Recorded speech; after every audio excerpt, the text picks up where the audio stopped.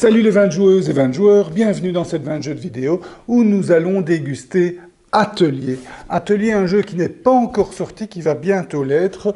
Un jeu sorti chez AEG de 2 à 4 joueurs, d'une durée approximative de 3 quarts d'heure, annoncé 30 minutes, mais il faut y aller, faut y aller pour 30 minutes, c'est plutôt 3 quarts d'heure de jeu. Un jeu étrangement sans auteur, je n'ai pas d'explication jusqu'à présent, j'ai essayé d'en avoir pour l'article écrit, mais un jeu vraiment une bonne surprise, un jeu dans le thème de la peinture, où on va peindre une série de peintures, un peu à la mode avec Muséum, il y en a d'autres qui sortent ou qui vont sortir prochainement, donc un thème un peu à la mode, très bien retranscrit et une belle surprise, vous allez voir tout de suite pourquoi. Des mécaniques existantes, pas mal de combinaisons, un axe stratégique et des choix intéressants pour un jeu plutôt intermédiaire, vous allez voir. Donc, Atelier, je vous laisse voir la table et je vous explique ça maintenant. Donc, dans ce jeu, l'objectif est d'avoir un maximum de points de victoire. Les points de victoire, vous les gagnez par les peintures que vous réussissez à peindre. Ici, vous voyez le plateau personnel d'un joueur.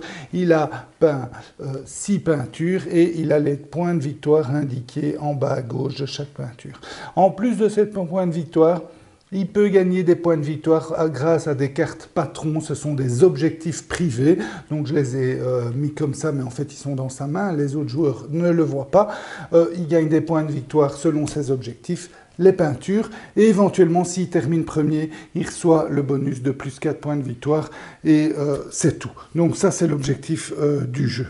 Le jeu se joue en une série de tours. Et à chacun de vos tours, vous allez jeter vos dés. Enfin, vous allez voir. Vous jetez vos dés. Le système est vraiment intéressant, vous allez voir. Vous jetez vos dés, et puis, selon le résultat, vous pouvez faire une ou plusieurs actions.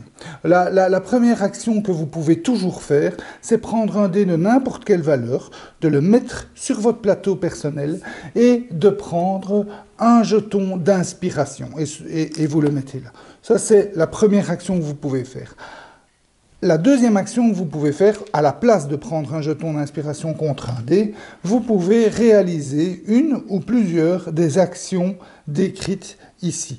Donc vous pouvez utiliser par exemple un dé pour faire une action, et puis dire c'est au joueur suivant, ou plusieurs dés pour faire plusieurs actions, et puis dire c'est au joueur suivant. Donc si par exemple je prends un dé et je dis au joueur suivant, le joueur suivant fait la même chose, quand revient mon tour, les 3 dés qui me restent, je les reprends, je les rejette, et puis je choisis. Soit j'en mets un pour prendre un jeton d'inspiration, soit j'utilise un ou plusieurs dés pour faire une ou plusieurs de ces actions-là. Donc je pourrais dire par exemple à mon deuxième tour, ah ben je suis intéressé pour ces 2 actions-là, je fais ces 2 actions, c'est au joueur suivant. Quand revient mon tour, je dois jeter mon dé, et puis je choisis, ah ben tiens, c'est encore un qui ne m'intéressait pas, eh bien je vais plutôt alors prendre un jeton d'inspiration, ou tant pis, je fais quand même l'action 1. Donc les tours vont être variables, chacun ne va pas jouer dans le même rythme, puisqu'un joueur pourrait très bien, et ça arrive, jeter ces 4 dés, être très content avec les 4 dés, et dire ok, je vais faire l'action 1, je vais faire 2 fois l'action 3, et je vais faire l'action 5, et c'est au suivant, et le suivant, imaginons qu'il joue à 2, il est seul, il joue, donc l'autre a fini en fait tout son tour, il joue ses 4 dés, et puis il dit, oh oui, il n'y a que le 6 qui m'intéresse, je fais l'action 6, et puis c'est tout, j'arrête mon tour, le joueur suivant a déjà fini son tour, donc je reprends les 3 dés, je les rejette, et là, ben, je décide oui ou non. Et donc, il y a aussi une petite prise de risque. Est-ce que, ben oui, je suis quand même content de 1, 2, 6. Est-ce que je les utilise ou bien est-ce que j'essaie absolument d'avoir, par exemple, un 3 qu'il me faut. Donc, je vais faire juste 1 et 2. Et puis là, j'espère avoir mon 3. Et ben voilà, j'ai mon 3. Ça, c'est vraiment très, très bien joué. Swatch, bravo. Donc, voilà. Donc, le système est assez intéressant et je dois vous dire que le hasard des dés ne se fait absolument pas sentir grâce à cette formule, surtout que vous pouvez toujours prendre un jeton inspiration, et les jetons inspiration sont pas mal, vous allez le voir tout de suite. Alors, quelles sont les 5 actions que vous pouvez faire? Donc, avec un 1 ou un 2, vous pouvez placer un étudiant. Et placer un étudiant, c'est prendre un étudiant et le mettre autour d'une des 4 couleurs de peinture. C'est intéressant de faire ça parce que vous pouvez, avec l'action 3, en déplacé. Donc vous pouvez dire, ok, je déplace par exemple celui-ci, je le déplace ici par exemple, hein, bon, peu importe, c'est un jeu de majorité. Donc vous pouvez avec l'action 1 ou 2 en placer un et avec l'action 3 en déplacer un ou plusieurs du même endroit de plusieurs joueurs, un par joueur maximum.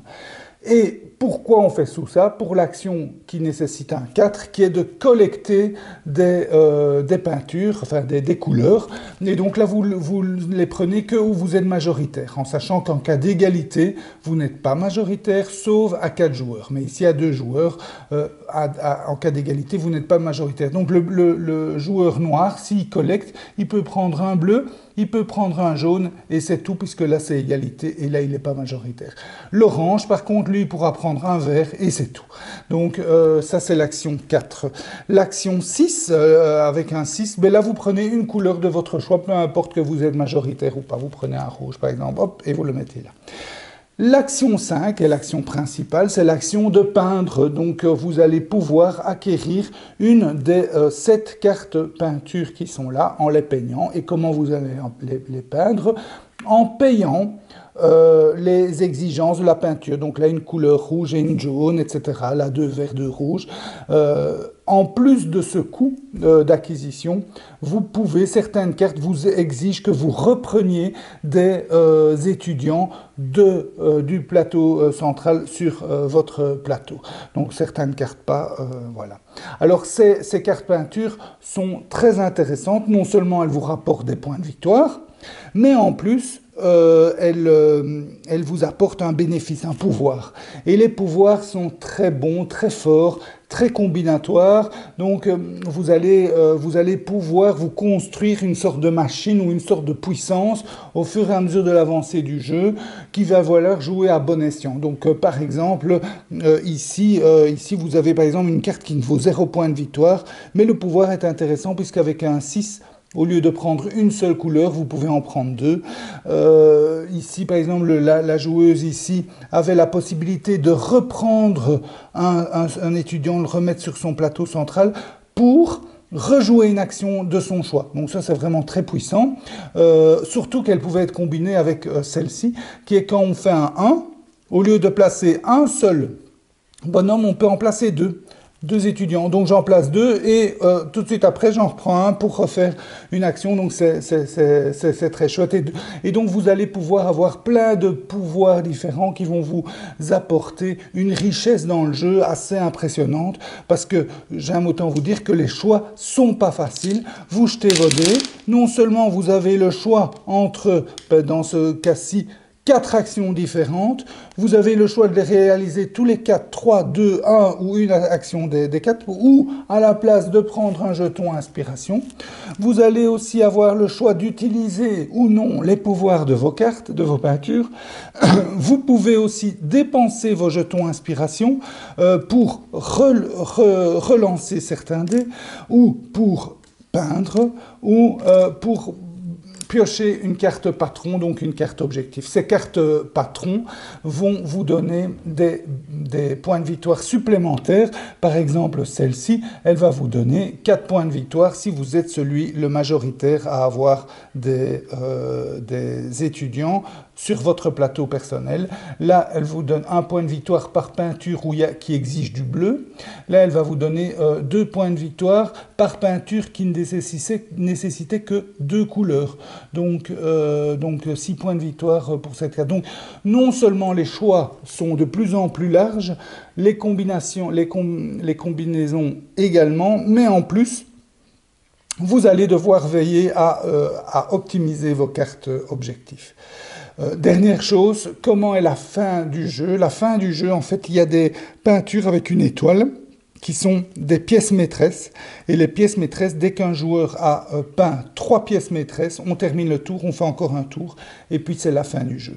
C'est un des petits reproches qu'on peut faire au jeu, puisque, enfin, c'est un avantage d'un côté, puisque c'est les joueurs qui vont déterminer la fin du jeu, et donc, si oui ou non vous voulez accélérer la fin du jeu, ben, vous allez peindre plutôt des pièces maîtresses plutôt qu'autre chose, mais donc ça c'est chouette. D'un autre côté, si personne se dit qu'il gagne et tout le monde ne veut pas la fin du jeu, ben, le jeu se termine jamais. Donc on pourrait imaginer personne qui peint des pièces maîtresses et le jeu dure énormément. Donc il n'y a pas de frein à ça, donc ça peut rendre certaines parties un peu longues, en sachant quand même que pour contrebalancer ça, et c'est quand même pas mal, le premier qui peint 3 pièces maîtresses reçoit le bonus de 4 points de victoire, qui n'est pas négligeable.